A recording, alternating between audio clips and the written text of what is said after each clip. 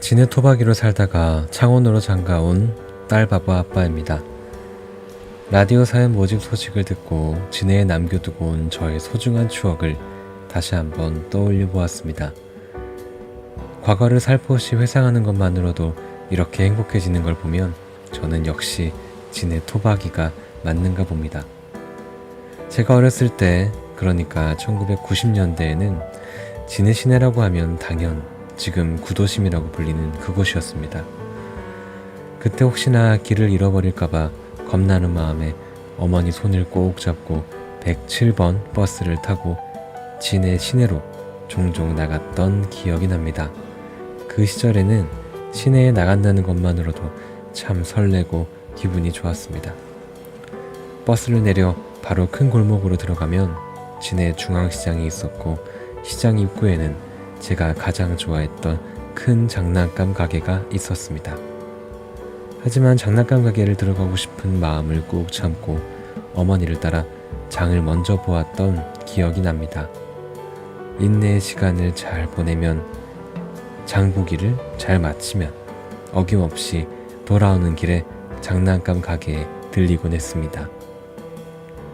그때 산 장난감들은 학교 친구들에게 진해 시내에서 산 장난감이라고 자랑거리가 되곤 했습니다. 최근 아내와 같이 그 추억이 있는 진해 중앙시장을 다녀온 적이 있었는데, 어렸을 때의 기억이 나서 신나게 시장을 돌아다니며 아내에게 실컷 자랑을 했었습니다.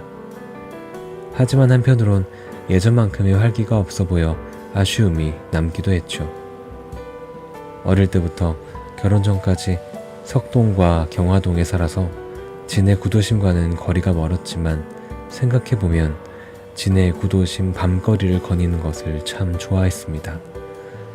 진해 사람들은 알겠지만 진해 구도심 밤거리는 왠지 모를 낭만이 있다고나 할까요?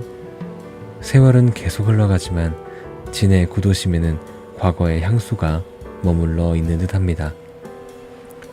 남원 로터리에서 북원 로터리로, 다시 북원 로터리에서 여자천을 따라 줄지어진 벚꽃나무 사이로 비치는 그리 밝지도 그리 어둡지도 않은 가로등 불빛을 따라 천천히 거닐다 보면 나도 모르게 낭만과 사색에 빠져듭니다. 진해는 참 매력적인 곳이라는 생각을 하곤 합니다. 사연을 보내기 위해 글을 쓰다 보니 마음은 이미 진해의 거리를 거닐고 있는 듯합니다. 아마 조만간 사랑하는 아내와 딸의 손을 꼭 잡고 진해 중앙시장 구경을 하며 한참을 저의 어릴 때 이야기로 떠들고 분식집에 가서 또 먹으며 진해 구도심 여기저기를 거닐며 함께 떠들 것 같습니다.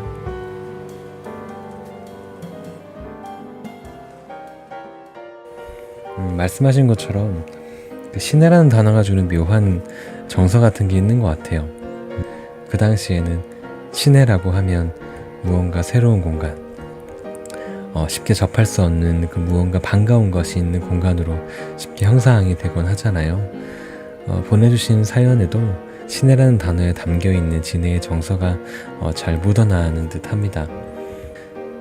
진해의 새로운 미래를 그리기 위해선 말씀하셨던 진해 중앙시장과 구도심이란 단어처럼 예전의 모습을 기억하는 게 가장 첫 번째 과제가 되지 않을까 싶습니다. 진해 구도심이 가지고 있는 가치를 많이 보내주세요. 벚꽃 라디오에서 최대한 많은 분들에게 그 이야기를 전할 수 있도록 노력하겠습니다. 2020년 벚꽃 라디오에 보내주신 열화와 같은 성원으로 2021년에도 다시 찾아올 수 있었습니다. 앞으로도 문화와 예술로 사계절 내내 지지 않는 벚꽃을 피우도록 더 많은 이야기를 전할 수 있도록 노력하겠습니다. 벚꽃 라디오는 문화가 있는 날 지역문화 콘텐츠 특성화 사업 사계절 벚꽃장으로 진행되었으며, 진앙컴퍼니가 기획 운영, 지역문화진흥원, 문화체육관광부의 지원으로 진행되었습니다. 저는 여러분의 사연을 전해드린 우동준이었고요. 지금까지 들어주신 여러분 모두 감사합니다. 벚꽃이 피는 날 다시 만나요.